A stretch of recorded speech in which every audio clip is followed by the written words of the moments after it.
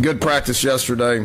First two-a-day was yesterday. The two-a-days are not like they used to be anywhere in the country, but had an hour and a half practice in the morning with helmets, and then went out yesterday afternoon, and for the first time in a long time, I don't think it's ever happened here, we utilized all three of our fields because of the weather, and didn't affect our guys at all. We started outside and was up there for about an hour, and then it rained like a lot, so we went inside, and then when it cleared up, we finished outside because we can't do live team drills on the inside. So and it didn't phase our guys at all, which was proud of them being able to adjust and overcome that. So so got a lot done. So I'll take some questions if we can hear, because of the weight room activity down there. You can see how this poses a problem when we try to meet in here, right? First full contact, I mean, how'd they feel with pads? How'd they look, just sort of getting back into the real aspect of football? Yeah, it was good. I think we've had 2 full day of pads. We did the Oklahoma drill, which has been tradition around here and a lot of other places, which was exciting to see those guys get it all cranked up. It's a good way to start when we do put the pants on, it's a good way to start it. So for the last 2 days, we've been full pads. It's been good. There's a lot we can do when you're just in shells. You're not gonna do it a whole lot different. We haven't tackled yet, so the drills have all looked the same the last 2 days than they did the 2 previous days with just the shoulder pads on. So we will start today. We'll do a little bit of tackling today. Today will be the first day that we put them in a situational type of not scrimmage, but just more situational stuff. We'll start introducing some third down stuff, and we'll start introducing some red zone stuff where we will, not the whole practice obviously, but a portion of the practice be able to start tackling to see if guys can actually tackle and what we do offensively as far as moving the ball. If you do an Oklahoma drill, do you think when Oklahoma practices short passes and stuff, they call it the West Virginia drill? Maybe. We had that discussion. Some of our coaches go, "Can we please change the name of this drill? What makes them so damn special?" Right? But it's just the drill. It's known across the country as the Oklahoma drill. I'm sure some people have changed the name of it, but we're not smart enough to come up with another name. Are you at the point where you can start evaluating people now, or at least begin to start evaluating people now that the pads are on, you're going full speed, you're starting to do situations, things like that? Is this the beginning stages of it? We've been evaluating since day one. I tell these guys that, pretty much everything's film, everything's evaluated. I can't tell you if we've made decisions. Even if we have, I wouldn't tell you. But we're evaluating these guys with everything that they do, whether it's non-padded, whether it's padded, whether it's guys being able in the right positions, if they're catching the ball, if they're turning and getting upfield, if their ball security is good, if defensively, if we're stripping it, communicating, all the rest of it. We're evaluating constantly. Not to the point where we're making decisions yet. The situational thing will separate players, especially quarterbacks. When we get in situations and they're able to handle the situations and get us in good situations and execute it and be that, from a quarterback point of view, it will help us separate who's 1 and who's 2 and who's 3. And then defensively, when you go live, can you get them on the ground or can you not get them on the ground? From the tackling point of view. Obviously is important. Dan, I understand you can't tell, or you're not going to tell us who's 1, 2, or 3 quarterback, but do you have to make a decision, start to give somebody first team reps, the week before the first game? Oh yeah, not now, but we have 9 more afternoon practices before we break camp. Don't anticipate doing anything before that. We have started narrowing it down to where instead of 33% of the reps in Skell team, we're going 50% of the reps in Skell team. So, today we'll pick 2 quarterbacks and they'll get 50% each, and then tomorrow it'll be two different. So they're still going to get equal reps over the course of 9 practices, but they will start getting 50%, and 50% of those 50% will be first team and second team. So it'll be 100% equal for the next 9 practices, and then we'll make a decision. I don't know if I tell you or not. We probably want everybody to be in the dark like everybody else does, but we won't go into the first game without a clue who's going to obviously be the guy. Is it possible that we, meaning media and fans, wouldn't know who the quarterback is until the first play I of the wouldn't be season? surprised if you don't know. I mean, social media, and we get our guys to try to keep as much that happens inside the building, to the people that need to know. But with social media and emotions and all that stuff, I'd be surprised if you don't know. But you would rather that we didn't? I don't know yet. It depends on how clear-cut it is. If it's real close, then we're going to keep it as close to the vest as we possibly can. If it's clear-cut, then we'll probably let everybody know. What if it is that close? Makes my job harder. So. Does it force you to make that decision? Or? Yeah, and it's no different here than it is anywhere else across the country. I mean, you get quality guys, you get 2 quality guys, 3 quality guys, and in a position battle, I mean, obviously at some point you got to make a decision, so the closer it is, the harder it is. Those decisions are not easy. I mean, when you talk about making a decision on who's going to play and who's not going to play, it affects kids' lives, so these are guys that are working hard, and somebody's going to be the guy and somebody's not. So it's hard to deal with if you're that guy that's not going to be the guy. But 2 quarterbacks is not an option. I've never done it. Never done it. Don't plan on doing it. That doesn't mean we can't have 2 that are ready to play, because guys get hurt and go down all the time. I mean, that's obviously a reality in college football. So, and that's one thing that the second team guys always got to keep in mind. They're a play away from getting in there and playing a lot of ball. Not your guys, right? Not our guys, but for most guys across the country, that's the way things are. For reality for us is that's didn't happen very often. Are these guys similar enough that you wouldn't change much, no matter which one was won? If one week you had to make a different deal. Correct. It's not like what Oklahoma had last year or whatever. Right. Yeah.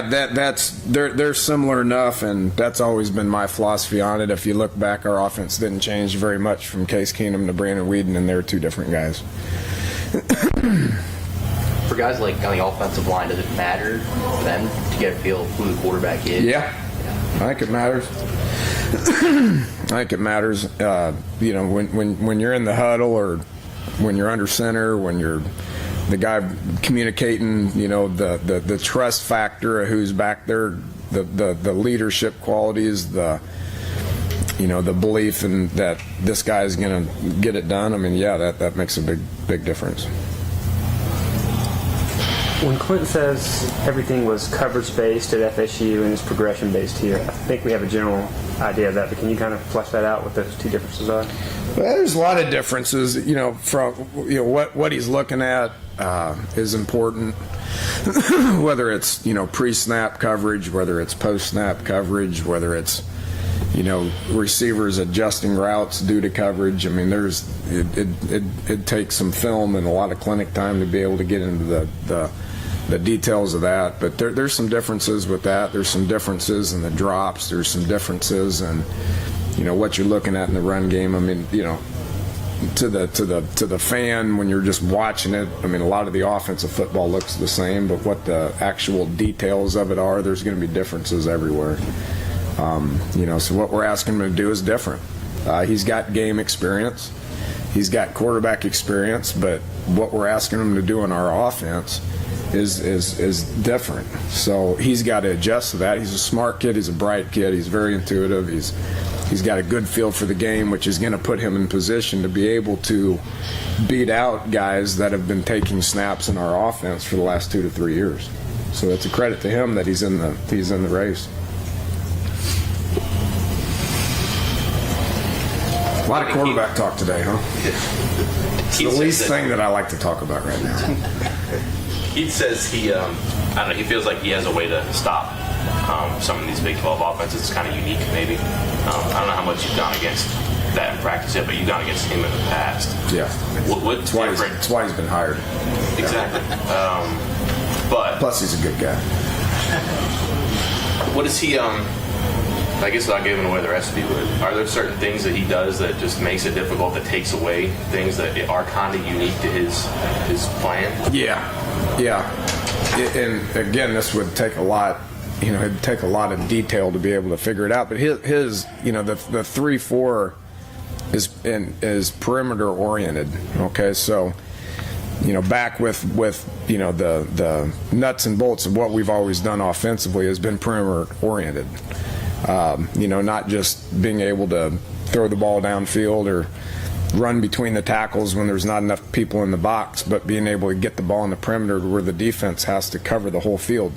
You have to go sideline to sideline and then have to go backwards to be able to, go downfield if you have to as well. It's about offensively us trying to make them defend the whole field, and I think he's got an excellent plan for being able to do that.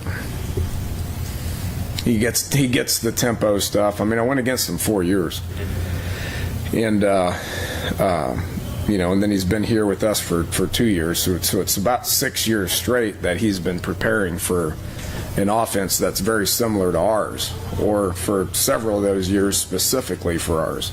Well, if you look at what everybody's doing in the Big 12, it's very spread oriented. It's very tempo oriented.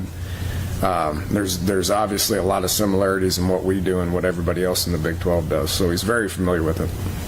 But does he do something that disarms how fast teams like to play? Because he even says that it's a matter of what he does that'll discourage or just flat take you out of going fast. Well, I hope so. Because everybody tempos.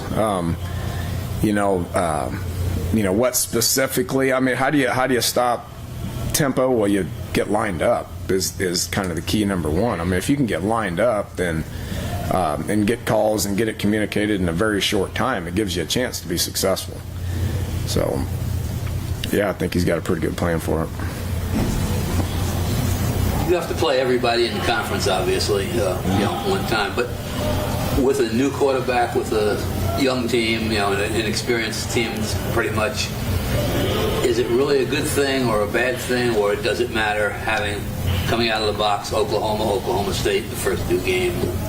Does that put your season on the line right away in the first month of the season? Or? I don't think so.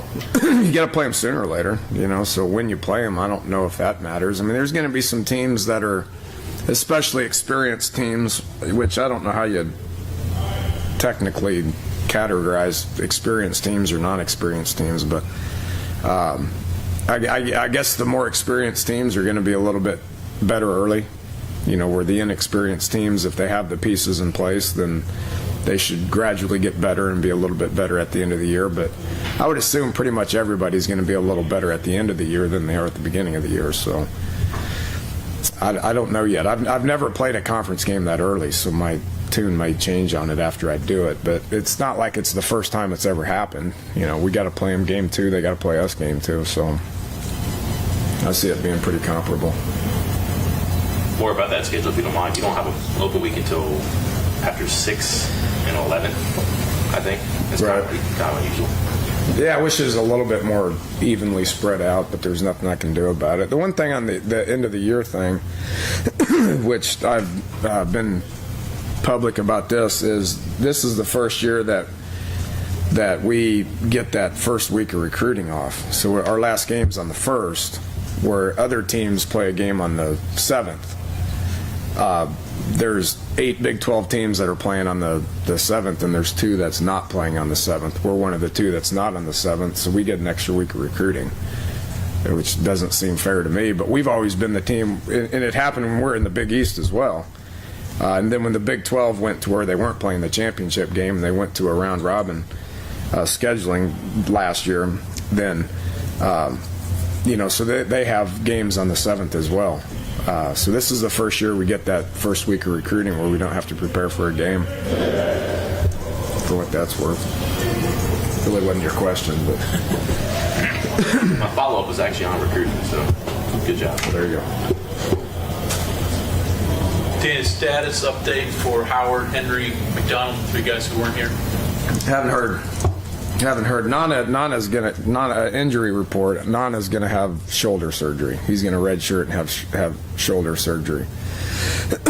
So he went down. Dreamus hadn't practiced in about 3 days. He's got a thigh bruise. Hopefully it should be fine today. I mean, that's obviously day to day. We thought Sean Austin was day to day too, and he ended up missing a whole 2 months. Dante Campbell had shoulder surgery, missed spring. That thing popped out again yesterday, so that's unfortunate for him. I don't have an update on him. I don't know if it's another surgical procedure or what, but he didn't practice yesterday, which was unfortunate for him. Other than that, we're pretty healthy. Did Nana get hurt here, or What's that? Did Nana get hurt here? Yeah. It was loose. You know, he went through all of spring with it being loose. You know, it was loose when he got here, and then played last year, and was loose in the spring. Played through it and practiced 2 or 3. I don't know. It popped out, and we were contemplating surgery with him anyway. We know he has a redshirt year. It's going to end up being good for him. You know, so he's going to go ahead and get it fixed right now. And and then redshirt, and we'll be back for spring. You know, one thing we want: should we cut it now so we can be back for spring, or should we let him try to play through it? We let him try to play through it for about 2 days, and then it got loose and popped out. So he'll redshirt and then be back for spring practice and have 3 years. So he'll be fine. All right, thanks, Coach. All right, appreciate it, guys.